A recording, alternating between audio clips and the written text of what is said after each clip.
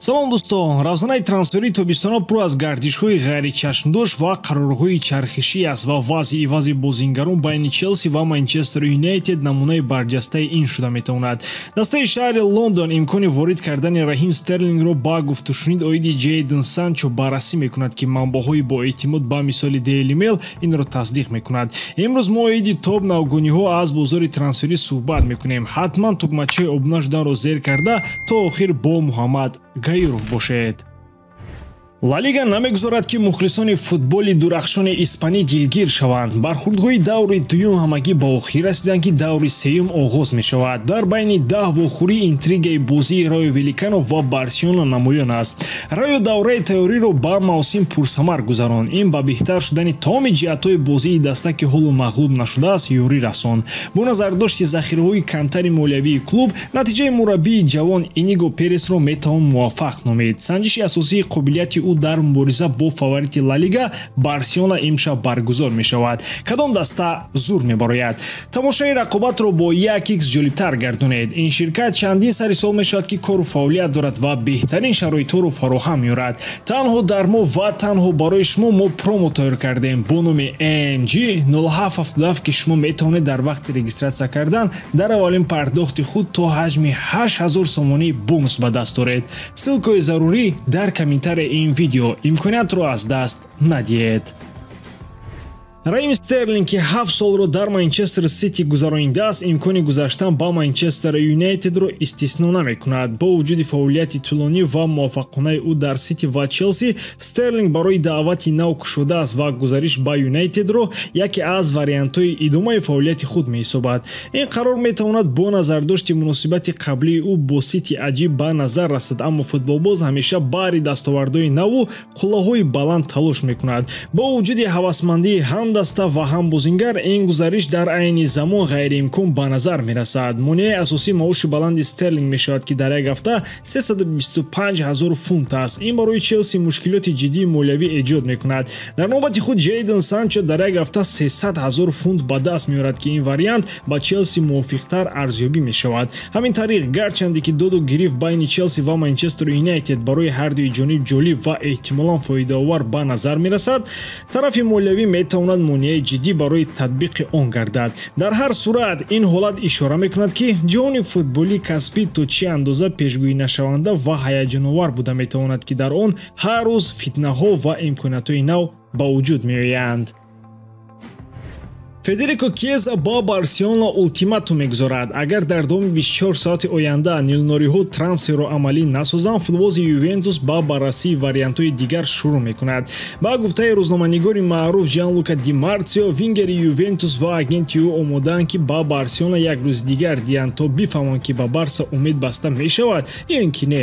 Ин қарор аз нияти ҷиддии Кьеза ишора мекунад ва инчунин ишора медиҳад, чунки ин рӯйдод ба фаъолияти ӯ таъсиррасон шуда метавонад. Аммо агар каталониҳо дар муддати як шабонарӯз коре кардан натавонанд, Кьеза ба омӯхтани пешниҳодҳои дигар дастҳо шурӯъ мекунад. Дар байни вариантҳои эҳтимолӣ Ливерпул аст ки нишон медиҳад таваҷҷӯҳ ба бозингари итолиёвӣ берун аз Испания низ зиёд аст. Ин ултиматум на танҳо ба Барселона фишор меорад, балки хотиррасон мекунад ки бозингарони сатҳи олӣ ҳамеша барои идомаи касбии худ якчанд имконият доранд. Кьеза ки яке аз футболбозони ояндадори насли худ аст, бешубҳа таваҷҷӯҳи клубҳои бузургро аз саросари ҷаҳон ҷалб кардааст.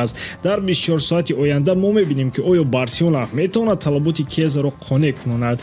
Барса метавонад шартномаи муҳимеро бо вингери итолиёвӣ ба имзо расонад ё Кьеза фаъолияти худро дар дигар даста идома хоҳад дод. Милан Шкриньяр, ҳимоятгари барҷастаи мунтахаби Словакия ва яке аз бозингарони калидии ПСЖ дар марҳилаи қабули қарори муҳим дар корномаи худ қарор дорад. Тибқи маълумоти инсайдер Фабрицио Романо, парижиҳо гуфтушунидҳоро бо Ал Наср дар бораи трансфери ӯ ба анҷом расонидаанд. Бо вуҷуди пешниҳодҳо аз Италия, Шкриньяр ба идомаи фаъолияти худ дар шарқи наздик майл дорад.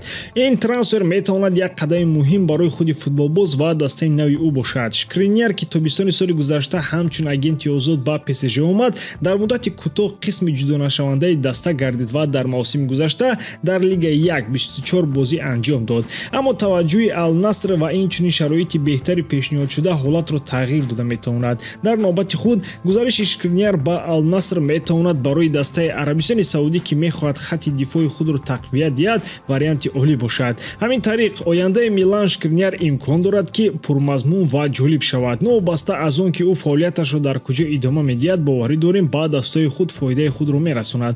Вақт нишон медиҳад ки ҳимоятгари бо истеъдоди Словакӣ дар марҳилаи нав то чӣ андоза муваффақ хоҳад шуд. Криштиану Роналду, яке аз бузургтарин футболбозони замони муосир, оиди ҳаёти баъди тарки футбол кардан ҳарф зад. Дар мусоҳиба бо шабакаи нав ӯ ошкоро гуфт ки ӯ нақша надорад ки мураббӣ шавад ва худро берун аз футбол мебинад. намедонам кай ба нафақа мебароям. Шояд пас аз 2 ё 3 сол ман дар Ал-Наср анҷоми фаъолияти касбӣ кардан мехоҳам. Ба ман ин даста ва бозӣ дар Арабистони Саудӣ писанд аст. Ба ҳамин хотир ин корро идома додан мехоҳам. Ман оиди менеҷери футбол шудан ё сармураббии дастае будан фикр намекунам. Эҳтимолан фаъолияти ман дар оянда берун аз футбол мешавад. Созишномаи амалкунандаи Роналду бо дастаи Ал-Наср то соли 2025 амал мекунад ва дар ин муддат ӯ мухлисони худро дар майдон шод хоҳад кард. Ин суханон ба монанди эътирофи саимии бозингари садо медиҳад ки дар карьераи худ ба қуллаҳои баландтарин расидааст ва ҳоло дар ҷустуҷӯи роҳҳои нав барои ояндаи худ аст. Ояндаи Роналду новобаста аз он ки кадом роҳро интихоб мекунад бешубҳа ҷолиб ва пурмазмун хоҳад буд. Фидокории интизом ва ҳаваси ӯ ба зиндагӣ ба ӯ имкон медиҳад ки дар ҳамаи гуна кӯшишҳо муваффақ шавад. Мо танҳо тахмин карда метавонем ки дар пеши ӯ кадом уфуқҳои нав кушода мешавад, аммо як чизро бо боварӣ гуфтан мумкин аст. Криштиану Роналду ҳамеша миллионҳо одамонро дар саросари ҷаҳон ҳамчун намуна илҳом мебахшад. Ба ҳамин тамом дӯстон, боварӣ дорам эҷодкории ман ба шумо писанд омад. Лайк, зери навор ва обуна шуданро фаромӯш насозед. Хайр бародарон, дар паноҳи Аллоҳ.